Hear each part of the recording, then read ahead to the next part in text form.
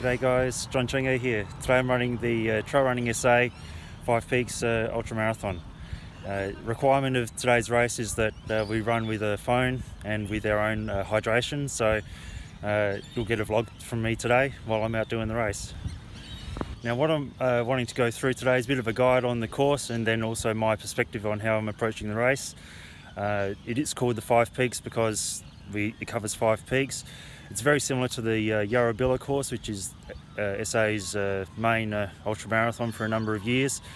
This one basically does the Yarrabilla course but in reverse, and instead of just going past most of the peaks on the eastern hill face of Adelaide Hills, it actually summits the peaks. So you've got the first peak behind me, which is Black Hill. That's about 5k into the race, 300 metres of elevation gain in the first 5k. And I'll go through the other peaks as I'm running along, but that's the first one.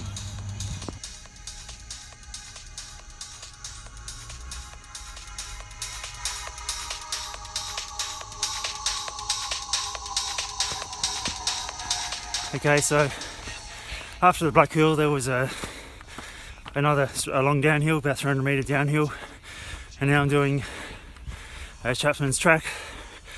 I've gone out as slow as I can, just trying to keep in mind it's a very long day, and so I've tried not to push too much on the first hill up Black Hill, but it's still pretty hard. I didn't go out with a couple of guys went off the front. I'm a bit over a minute behind, I think, probably a bit more than a minute. Be closer to 2 by the time I get to the top of this, because I'm just going to be walking this hill. It's over a kilometre at over 20% average, so just walking it, and yeah, it's pretty tough start to the race, having 2 big hills in the first 10k. So I'm hoping that after this I can get into a nice running rhythm instead of spending all my energy in the first 2 hills. Anyway, while I'm walking, it's a chance to eat, so I'm going to get some snakes in now.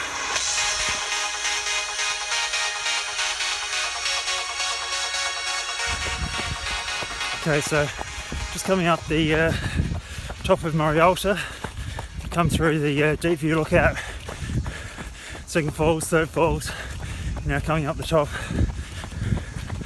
fairly about half an hour into the race, 1.5 hours in, still got 42 to go. I think guys in front are still probably a couple minutes. I know Mark Bloomfield is one of the leaders, and I've run quite a few marathons with him. I ran a sub 3 hour Pitchy Ritchie marathon with him 6 years ago, so pretty experienced up front. We'll see if I can get him. Feeling alright, just got to keep rolling through, but yeah, still a marathon to go, plenty of time.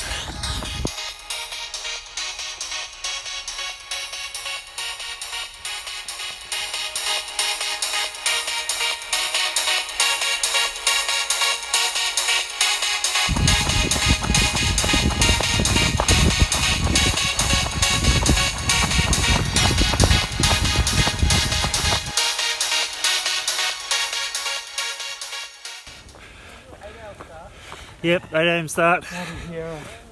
Alright, so just doing a vlog here, passing a couple of 7 AM guys. This is the Nilly track, steep hill. Just have to walk this one. As you saw, I passed into the lead going down Horsenell Gully, and it's been a good tussle. First half of coming up out of Horsenell Gully, I got past again. So I was walking too much, just trying to not gas myself, because still a bloody long way to go. I'm only just past halfway. Anyway, Yeah, it's been a good battle. Got past on the first half of Horse Nils, and then he slowed down, took a pit stop for number one. I passed him there, and then I came with the lead into the aid station, and then somehow he took a wrong turn and ended up catching right up to me at the top of Green Hill Road. So it's a bit like a Mario Kart with shortcuts and boosts and whatever. It's real tussle for the last 10k. Anyway, it's about 50 metres behind. Got away a bit through the wine shanty. It's a bit of a place where you can run a bit, get into a nice aerobic rhythm. But anyway, it looks like I've not too far to go. Just got to get to Lofty now, which is only about 2k of mostly climbing from here.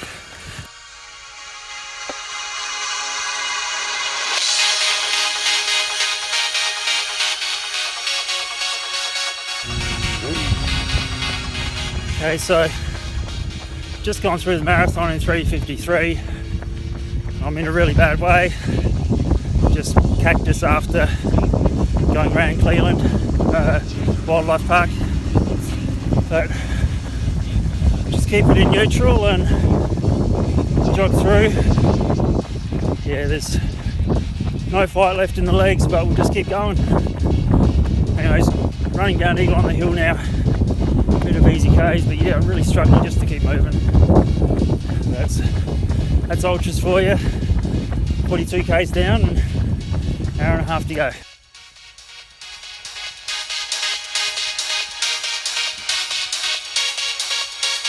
Okay, so just gone through 50k, 4:37, 5:33 minute K average. I'm in the lead. I'm not sure if I'm going to make it though. I just have to get the next 5k of mostly uphill out of the way and then survive to the finish. But yeah, it's not looking good, but I think everyone's having a pretty rough day today, so we'll see. Could be in for the win, who knows. At the moment it's the best place to be, in front, but oh boy, struggling.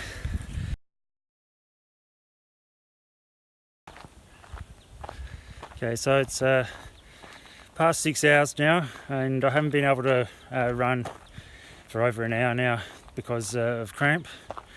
So I've been doing 14-minute Ks. Yeah, really slow. Just I cannot break into a run, whether it's flat, uphill, downhill. I just can't break into a run from a walk, and even a walk I'm really unsteady on the legs, jelly. They've just completely given up the ghost.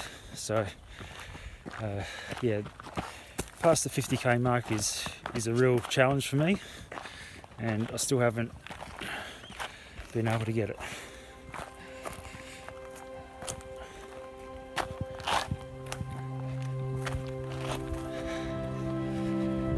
Anyway, it's about 1k to go now. Should be able to get there. That was a bit of what people are worried that I'm not going to make it and everything. I mean, true, I could have just pulled out and not had to be out here for another hour and a half to do the last 8k, but yeah, no, getting through it. And yeah, quite a challenge, and that's why you do these things.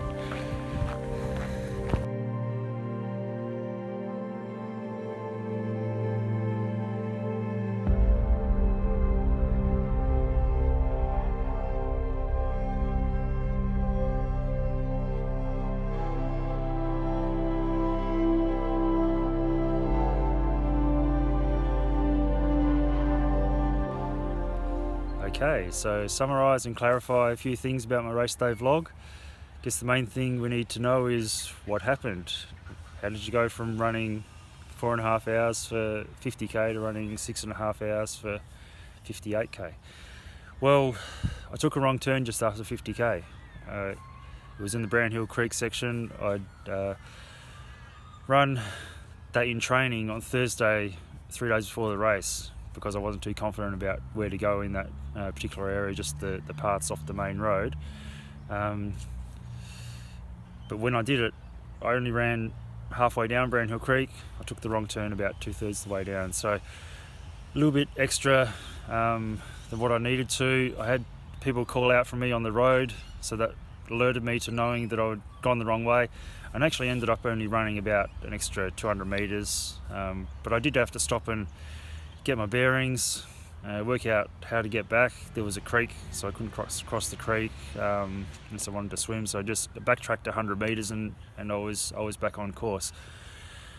But having done that, I'd stopped, then I walked, and I was pretty sure that I'd been passed because there was a couple 7 a.m. Runners that had gone through, and I thought maybe one of them was the leader of the race. So I thought, well, it was just, I guess, the trigger to give me a bit of a break and think, look, it's, let's just, I've been in the hurt for a long time, stuff this, let's just, take a bit of a break and walk for a bit, and so I can feel good and then run home.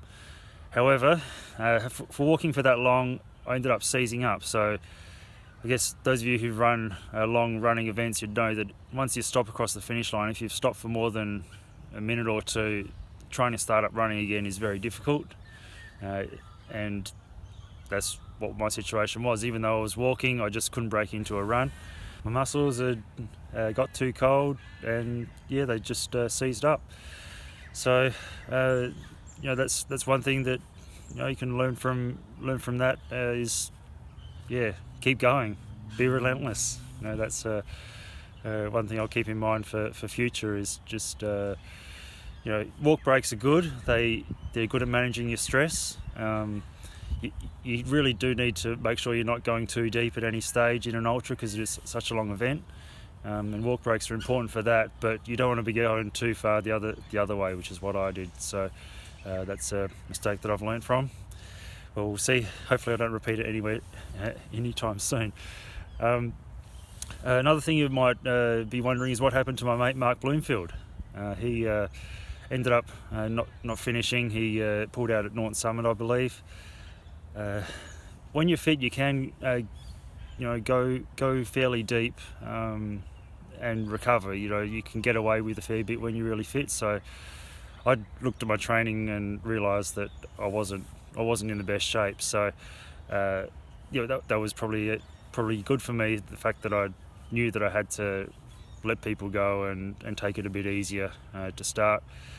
But having said that, the last two, the Five Peaks run has been run 2 years now, and the first two people over Black Hill each time have not won the race. So it comes from people from 3rd, 4th, 5th who've come through. So that's something to keep in mind for pacing an ultra is, you don't want to be hurting yourself for the whole way. Try to shorten it by taking it easy to start with. That's something that I think another thing that hopefully I've learned and can put into practice in future. Just to clarify, the run downhill, I said it was 300 metre descent. It's about 2.5 kilometre descent, but it's a 300 metre loss in altitude. So just to clarify, part of the vlog there. Another thing that I wanted to talk about was my fueling was pretty good. There was a bit of a mix-up though. I was assuming that there was an aid station at the Cleveland, which I think I'd seen on the race map, but maybe the race map changed, or maybe I'd misread the race map.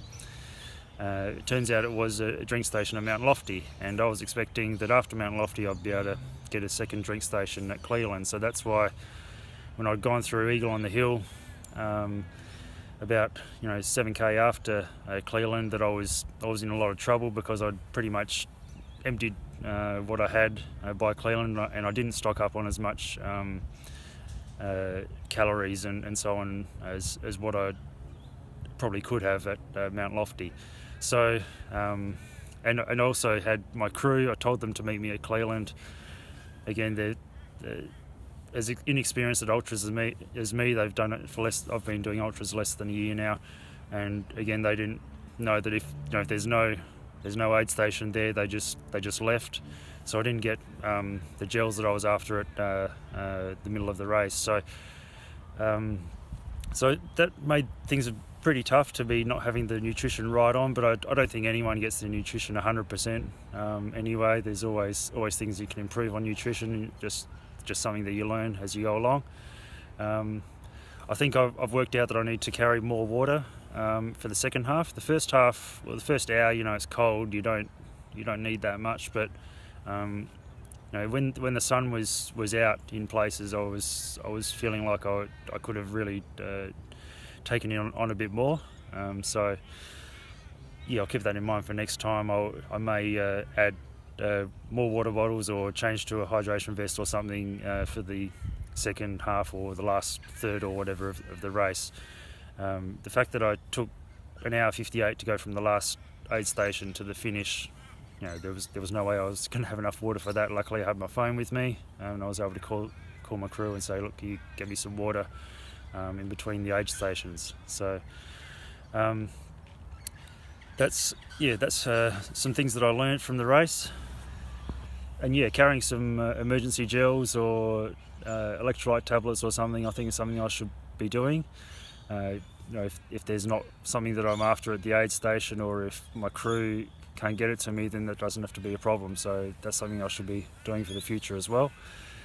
Another thing that got out of the race was I chose to run in very heavy protective trail shoes rather than lighter road shoes or racing flats.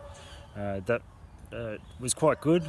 There wasn't that many rocky sections, but it just meant running downhill was so much easier, and I was able to run them very, very comfortably, which makes a big difference. In the 6 foot track I ran that in racing flats, and I was really good on the uphills, but I was rubbish on the downhills. I lost a lot of time and a few places at the end of the 6 foot track marathon. So that's my Trail Run SA 2019 5 Peaks. What an event. $60 entry fee, you get to go through all these national parks, see the great scenery, see the wildlife. They added the loop around the Cleveland Wildlife Park, so you can just look left and see the animals. There's party food at all the aid stations, there's the volunteers and 300 other people running the same course. I did have a lot of fun doing it, even though the result was really ordinary. Really gets me going, having quite a challenge, something that you can't master. I've mentioned that I haven't managed to get past the 50k without basically walking. Hopefully I can remedy that in my training. But thanks for watching, and I'll see you next time.